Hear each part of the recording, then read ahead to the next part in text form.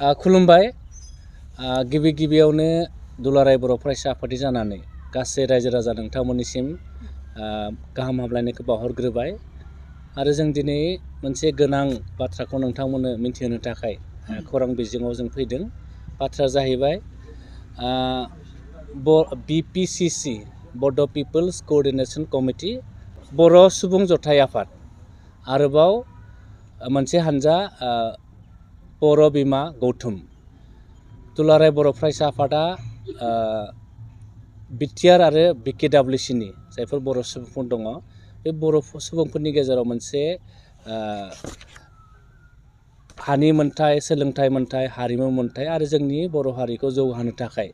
बे मोननै ओनसोलाव थानाय बर'फोरखौ जों खौसेयै लाखिनो थाखाय दुलाराय बर' फरायसा आफादनि सिङावनो जोङो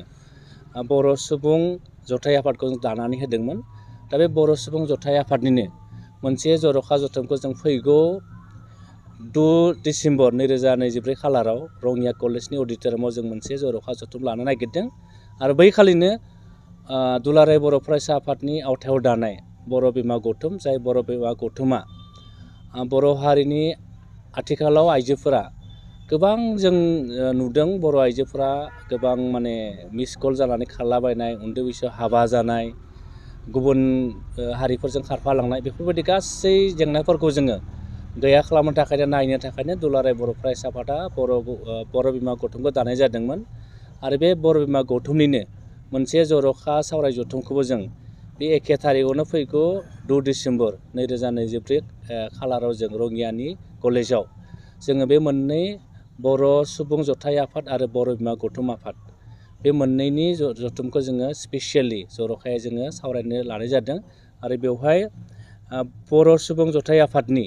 जि जर'खा सावरायनाय बेखौ फुंबिलिनि 9 रिंगानिफ्राय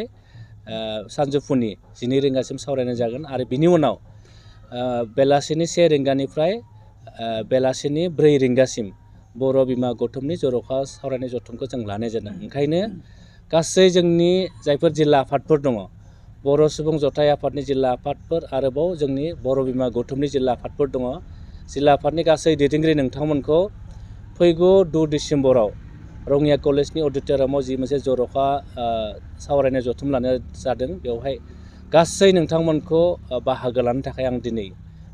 खौरां बिजोंनि गेजेरजों नोंथांमोनखौ हांख्रायहरनाय जाबाय। लोगोसे बर'नि जायफोर जोंनि दिथागिरिफोर दङ, जोंनि सानसुमैफोर दङ, मेलेमजिबिफोर दङ, फोरोंगिरिफोर दङ आरो रायजो राजा नोंथांमोनखौबो दङ जे दुलाराय बर' फरायसा आफादा जि गिदिर मोनसे थांखि आरो नोजोरखौ लानानै जोङो बर' सुबुं जथाय आफाद आरो बर' बिमा गौथुमखौ जों दानाय जादों। बे बेलायाव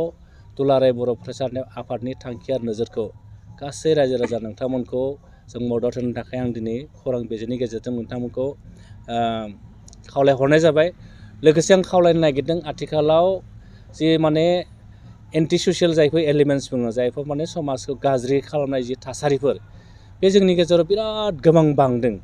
जों नुदों फरायसाफोराबो जोंनि मोनसे डेटाया जोंखौ बुंदों बर' हारियाव 30% जोंनि फरायसाफोरनि गेजेराव 30%आ स्कुल ड्रप आउट जादों। दा 100नि गेजेराव 30% 100आव 30 जन 100आव 30सा जोंनि फरायसाफ्रा ड्रप आउट जादों।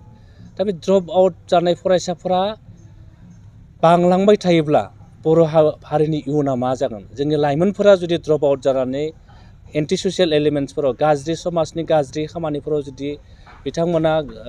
गब'नानै थायोब्ला बर' हारिनि फिउचारा मा जागोन? दा बेफोर गासै जिनिसफोरखौ जोङो माइनटली जोङो बिराद दुलाराय बर' फरायसा आफादा जों गोख्रोङै नोजोर होदों। दा बेफोर बाथ्राफोरखौ लानानै सिरियासलि दुलाराय बर' फरायसा आफादा जोङो साननानै बेफोरखौ जों बोरै गैया खालामनो हायो। जोंनि आइजोफोरा जों नुदों हाबा जानाय आइजोफोरा 2-3 गथ' गोनां, बिसोरनो मिस कल जानानै गुबुनजों खारफालांनानै न'खरफ्रा सिलिंखार जानाय आरो स्कुलाव 9-10आव फरायनाय, 11-12आव फरायनाय, कलेजाव फरायनाय गथ'फ्राबो, हिन्जावसा गथ'फ्राबो फरायनायखौ गारनानै गुबुनजों खारफालांनाय, बेफोरबायदिया जोंनि गेजेराव बिराद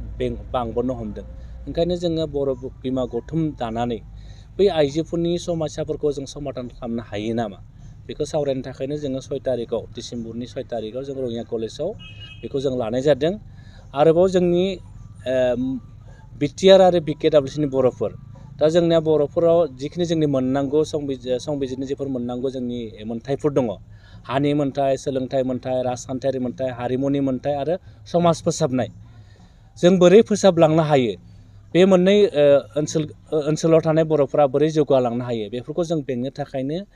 बर' सुबुं जथाय आफादखौबो जों दानाय जादोंमोन आरो दुलाराय बर' फरायसा आफादनि सिङाव थानानैनो बे आफादा दुलाराय बर' फरायसा आफादनि थिननाय बायदिनो बिथांमोना खामानि मावलांगोन आरो बे बेलायाव जोङो स्पेसियेलि बे जर'खा जथुमनि गेजेरजों सावरायनानै जों माखासे थांखि जों लानाय जागोन आरो बे थांखिखौ लानानै जोङो रायजो राजानि खाथियाव थांगोन आरो बे बेलायाव आङो गासै रायजो राजा नोंथांमोनखौ फैबाय थानाय जि 6 तारिखनि जों जर'खा सावराय जथुम बेवहाय नोंथांमोनखौ लैहोर लैहोर फैनानै जोङो मदद होनो खावलायहरबाय लोगोसे दुलाराय बर' फरायसा आफादनि थांखि आरो नोजोरखौ जाफुंसार होनायाव बयबो रायजो राजानि मददखौ जों नागिरगोन मानोना रायजो राजाया मदद होआब्ला दुलाराय बर' फरायसा आफादा जों जेबो खामानि मावनो हाया आरो रायजो राजा नोंथांमोना जोंखौ मदद होब्लासो दुलाराय बर' फरायसा आफादाबो फैबाय थानाय समाव जोङो जि बर' हारिखौ जौगाहोनो थाखाय सोलोंथाइनि बिथिङाव जोंनि बिजोंखौ जौगाहोनो थाखाय जोंनि रावखौ जोंनि थुनलाइखौ जोंनि हारिमुखौ जौगाहोनो थाखाय दुलाराय बर' फरायसा आफादा जिफोर थांखि मावथांखिफोर लादों बे थांखि मावथांखिखौ जाफुंहोनायाव रायजो राजा नोंथांमोना जोंखौ मदद होनांगोन आं बिनि थाखायनो दिनै नोंथांमोननि खौरां बिजोंनि गेजेरजोंनो गासै रायजो राजा नोंथांमोनखौ फैबाय थानाय समाव दुलाराय बर' फरायसा आफादनि जे थांखि आरो मावथांखि बेखौ जाफुंहोनायाव गासै रायजो राजा नोंथांमोनखौ जोंनि समाजनि दिथागिरि सानसुमै जोंनि फोरोंगिरिफोर आरो जायफोर समाजनि जोंनि माहारियारि आफादफोर दङ माहारियारि आफादनि गासै दैदेनगिरि नोंथांमोनखौ मदद होनो थाखाय आङो गुरैयै खावलायहरबाय।